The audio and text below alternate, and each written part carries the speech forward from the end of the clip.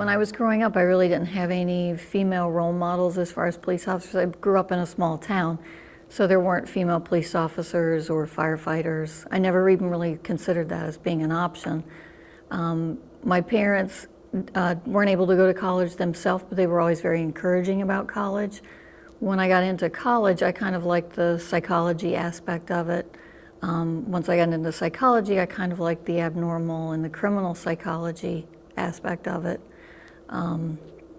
So then I started thinking about like the FBI, profiling, as far as profiling like serial criminals.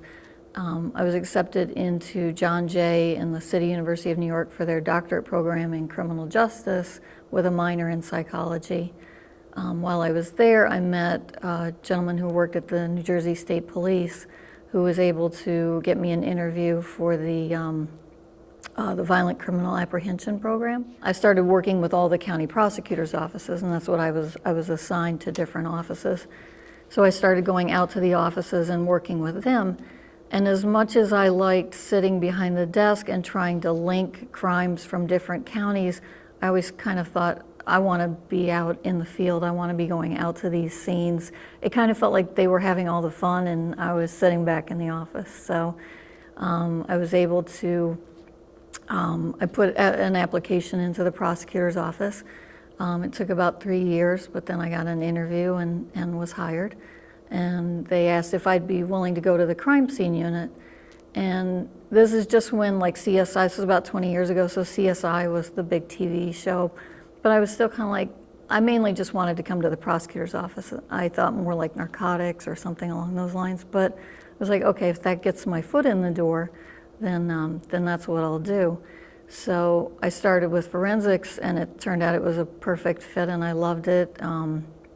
It's you're going out to the scenes, you're still getting to be in all the action, but there's definitely a big education component to it, constantly learning new technology, learning blood-stained spatter, and learning trajectory, and learning, and DNA, there's all these different aspects of it that are constantly changing, constantly challenging.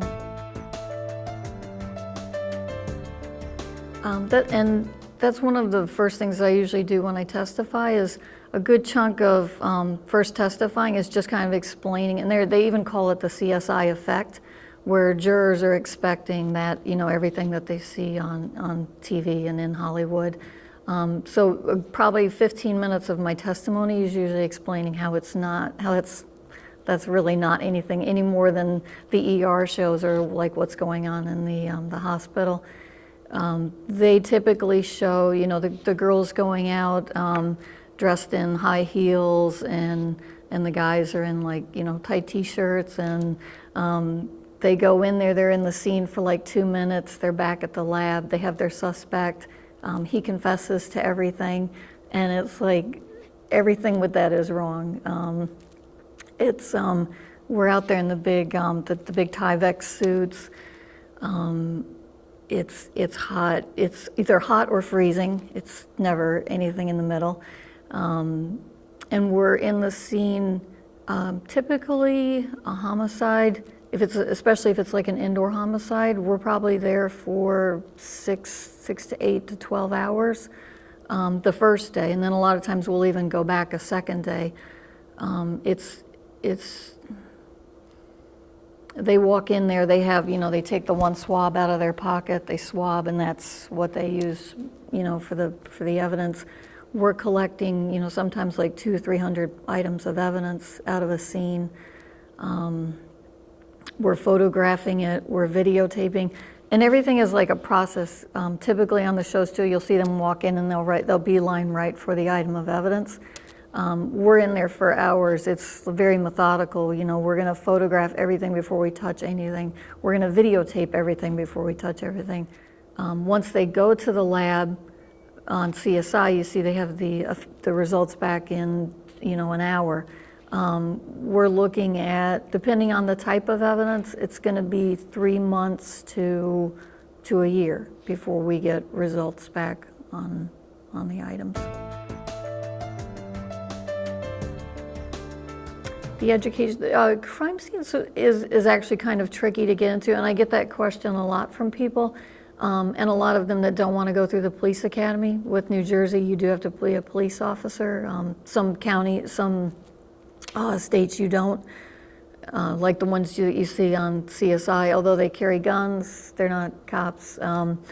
But just explaining to them that, you may or may not end up in this road. You're going to have to start out as a patrolman, and you're going to have, you hoped, crime scene is basically a specialized unit. So, getting into canine, getting into narcotics, getting into to crime scene, you can kind of do undergraduate or do courses to make yourself stand out to the administration, that okay, she has a chemistry background, she has a photography background, this would be a good fit for her, to try and get yourself in that position.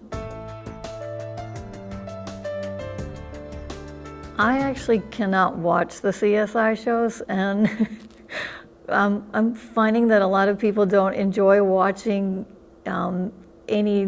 any violent show with me, because I call out all of the, it's so hard when I see someone get shot and the blood spatter on the back of the wall, and I'm like, that's not how, and they're just like, shh, and I'm like, that's not how any of this works.